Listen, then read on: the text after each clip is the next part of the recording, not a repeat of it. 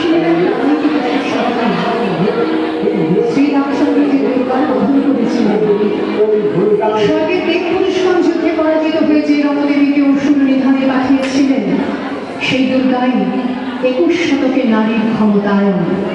আমার দুর্গা বিপদে আপদে আমাকে মা বলে ডাকে, আমার দুর্গা আত্মরক্ষা শরীর করবে মন্না, আমার দুর্গা নারী গর্ভের রক্ত মাংস কন্যা, আমার দুর্গা ত্রিশূল ধরেছে স্বর্গে এবং মর্তে, আমার দুর্গা বাঁচতে শিখেছে নিজেই নিজের শব্দে।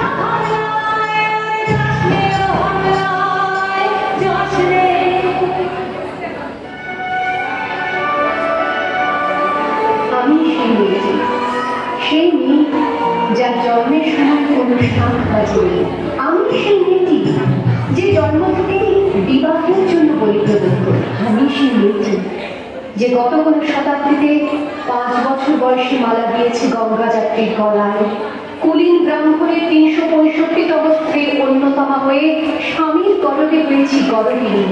একাদশী দিন অবুঝ দশমী বালিকা তৃষ্ণায় আত্মঘরের মাটি লেপন করতে করতে প্রাণ ত্যাগ করেছি। সন্তানের পর সন্তান জন্ম দিতে দিতে যন্ত্রণায় মুখ টুকরে পড়েছি সতীকাগারে, চলে পড়ে পড়েছি সতীকারে। কান্না করুণা মায়ের ধমনীতে কাপড় ঢেউ চলে না, মায়ের কান্নায় মেয়ের রক্তে উষ্ণ হাহাকার ভরে না। চললো রে রানে চললো, রনে চললো হাতে না ডঙ্গর, অস্ত্র ঝনঝন করে না, জানলো না কে। চললো রে রানে চললো, রনে চললো, চললো রে রানে চললো, রনে চললো। হয়তো একদিন, হয়তো আমিও করবো একদিন, আমার সমস্ত মিথ্যে পোশাক ছুঁড়ে ফেলে দিয়ে আমি হয়ে উঠে সেই অসামান্য লেজের মতো থাকবে আমার রাতি, চোখে জ্বলবে ভীষণ আগুন, কপাল শিখতে বেলবে ভয়ঙ্কর তেজরশ্মি, হাতে ঝলসে উঠবে সেই খড়গ, দু পায়ের উপরে বেঁচে উঠবে আনন্দভূমি, ভীষণ শব্দ হাসিতে হয়ে উঠবে আকাশ, দেবতারাও আতঙ্কে স্তব্ধ হয়ে বলতে থাকবে, বামে বন্ধ ভাঙ্গ মুক্তকে সেই চতুর্ভুজান, স্বামী কাছে রাখিলাম মূল্যমালা বিভূষিতাম।